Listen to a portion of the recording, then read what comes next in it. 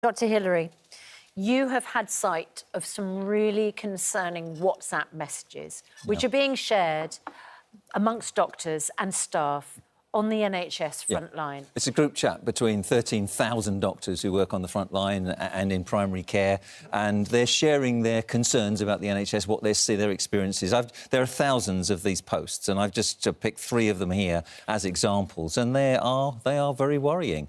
In our hospital, we have such a long wait to get into the acute medical unit, the admissions unit, that we have a junior doctor on the roster called the car triage. The car triage? Car triage. This means they spend their whole shift checking on people waiting outside in their cars. New term. So hang on, so a doctor specifically assigned to go out to the car park? Check on people in cars because there's no room in the corridors. And that's the only thing that they do on their shift? That's what they do on their shift. They're in the car park? Yeah, that's the first one. Second one, new terms that this doctor has learnt this week, reverse boarding.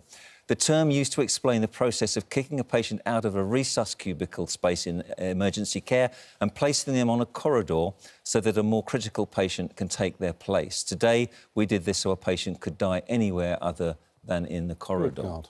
So they had a patient who was dying... In the corridor. Who was in the corridor. They had to remove a patient who was being cared for in a bed because they were in a better state. Indeed. So that they could put the dying patient into a bed. Yeah. What a decision to have to make. Absolutely. And here's another one. This is, again, this is not unusual. Twice this month, I have had patients miss the window for thrombosis and or thrombectomy, which refers to the use of clot-busting drugs to stop brain damage in someone who's had a stroke. We've missed the window, which is 2 hours, because they've been sat in an ambulance in our hospital car park for too long. That's 2 people with life-changing disabilities that could have been prevented. I am heartbroken. And people are saying, for the first time in their careers, they're in tears at the end of their shift. And when they return to the next shift, the same patients are still waiting to be seen after 24 hours. These are just a small sample of what's going on. And for Rishi Sunak and the government to pretend that this is not a crisis when more than a dozen trusts have announced critical incidents is not only delusional, as the BMA say.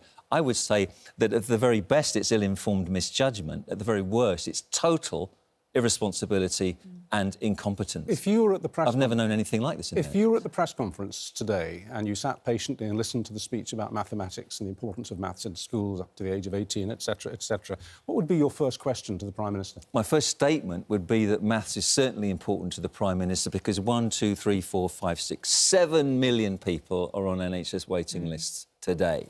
And it's only going to get worse. What is he going to do about this? If this isn't a crisis, what is? I've never known the NHS in such a bad situation, and if it doesn't change very quickly, the NHS is finished. And I say that with... What do you mean? It can't... It's not sustainable. It's going to collapse. And that means that the very worst off people, the sickest people, will not get the care that we have become used to in the last few decades.